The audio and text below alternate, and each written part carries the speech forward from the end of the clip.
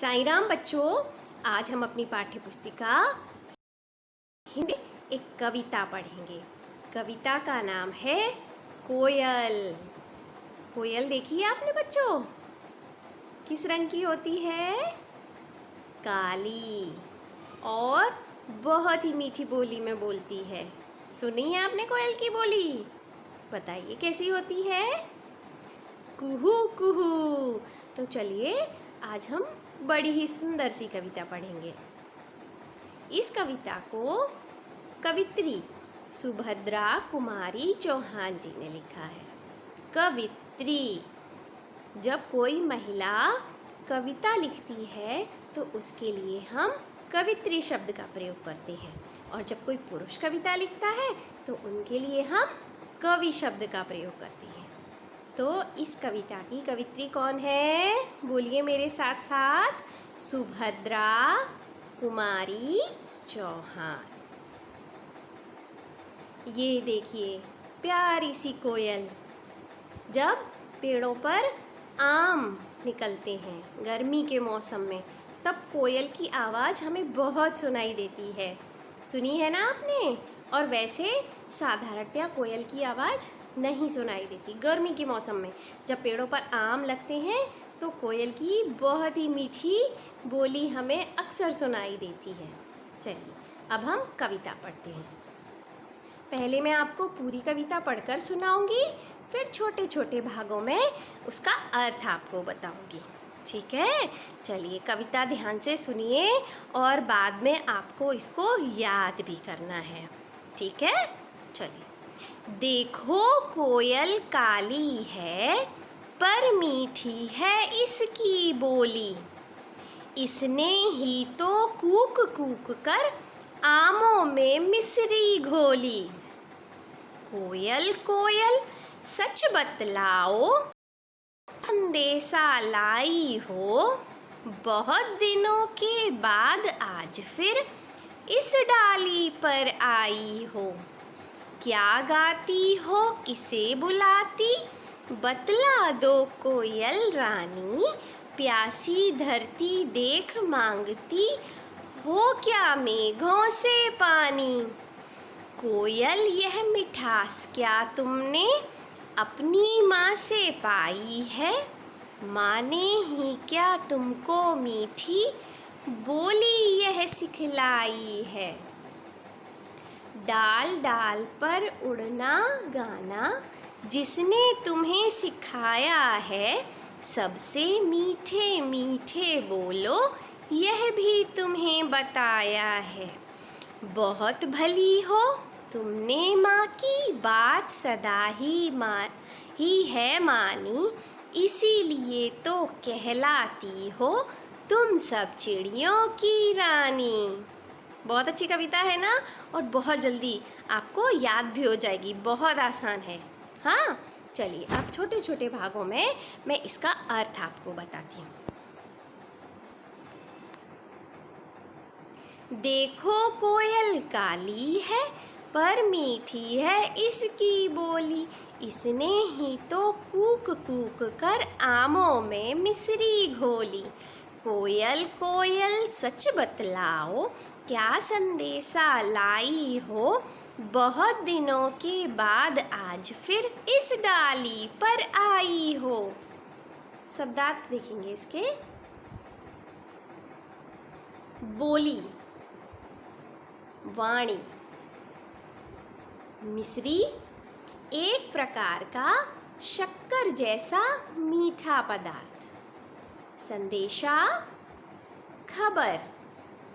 अर्थ समझेंगे इसका। कवित्री क्या कह रही हैं कि देखो कोयल देखने में काली है। कैसी है कोयल? देखने में काली है, लेकिन उसकी बोली बहुत मीठी है, बहुत मधुर है, और इसने ही कूक कूक कर, यानी जब ये गाना गाती है तो बड़े ही मीठे स्वर में गाती है। और जैसे मैंने आपको बताया, कोयल की आवाज़ प्रायः कब सुनाई देती है ज़्यादा? गर्मी के मौसम में जब पेड़ों पर आम लगते हैं तो ये वहीं बैठती है और बड़ी ही मधुर सुर में गाने गाती है। तो वो कह रही हैं कि आमों में इसने मीठे सुर में गाना गाकर मिश्री घोल दी है। मिश्री मतलब शक्कर जैसा मीठा पदार्थ होता है, यानी आमों को बहुत ज़्यादा मीठा कर दिया है। वो कह रही हैं कि कोयल, तुम इस डाली पर बहुत दिनों के बाद आज फिर से आई हो, यानी पहले भी आई हो लेकिन आज तुम बहुत दिनों के बाद आई हो। तो जल्दी से मुझे बताओ कि तुम हम सबके लिए क्या खबर लाई हो। आगे पढ़ेंगे। क्या गाती हो, किसे बुलाती, बतला दो कोयल रानी। प्यासी धरती देख मांगती हो, क्या मेघों से पानी। कोयल, यह मिठास क्या तुमने अपनी माँ से पाई है। माँ ने ही क्या तुमको मीठी बोली यह सिखलाई है। शब्दार्थ देखेंगे इसके। मेघ बादल, बतला दो बता दो, धरती धरा। अर्थ समझेंगे इसका। अब वो क्या कह रही है कि कोयल, तुम क्या गा रही हो, किसे बुला रही हो, हमें भी बता दो, क्योंकि हमें तो तुम्हारी बोली समझ नहीं आती।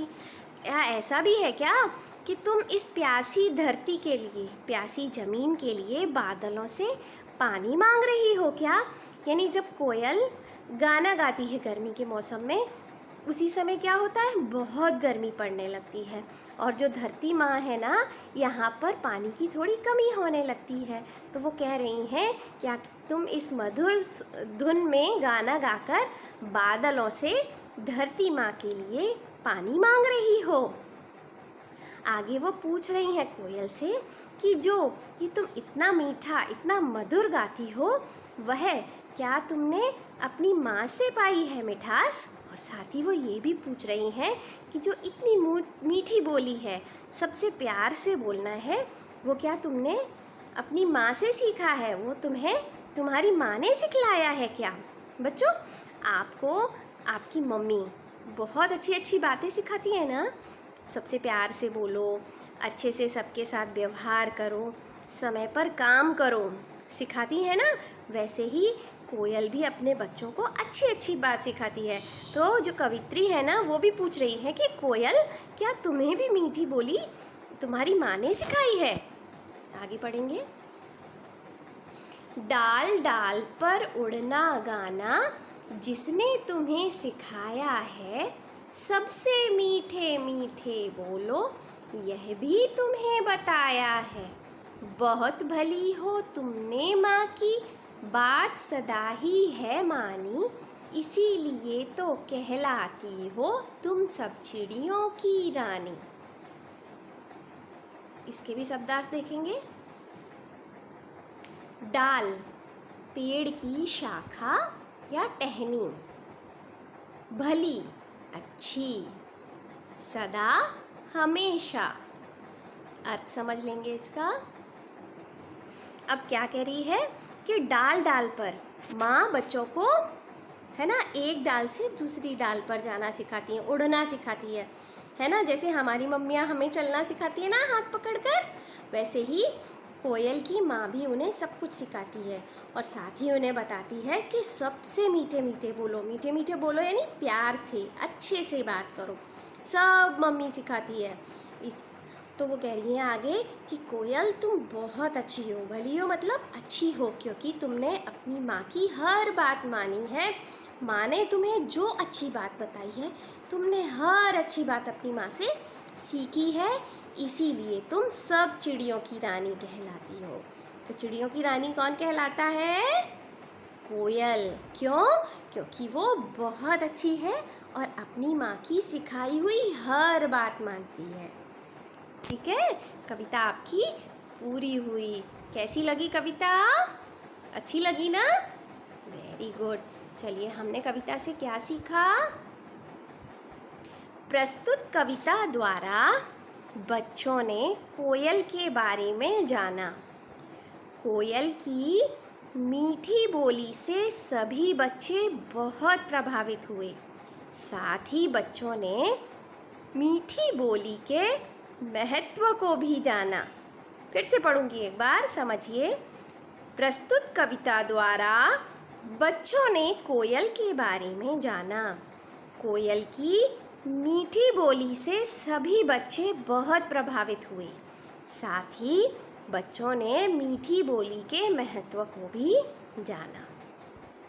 बच्चों, कविता तो एक पक्षी के ऊपर है, कोयल के ऊपर है, लेकिन इसके माध्यम से हमें क्या बताया गया है कि हमें भी सभी से बहुत प्यार से बात करनी चाहिए। सबकी मम्मी बहुत अच्छी होती हैं, है ना? सबकी मम्मी अच्छी है ना, और वो हमेशा अच्छी बात बताती हैं। जब हम कुछ गलत करते हैं तो हमें समझाती है कि हमें ऐसा नहीं करना चाहिए, है ना? तो हमें भी अपनी माँ की हर बात माननी चाहिए। सभी के साथ प्यार भरा व्यवहार करना चाहिए, अच्छे से बात करना चाहिए, खूब मन लगाकर पढ़ना चाहिए, है ना? तो कविता अच्छी है ना? अब बच्चों, आपको भी मेरी एक बात माननी पड़ेगी। बोलो, मानेंगे ना? क्या करना है? इस कविता को याद करना है। अभी याद करेंगे तो पता है इससे क्या होगा?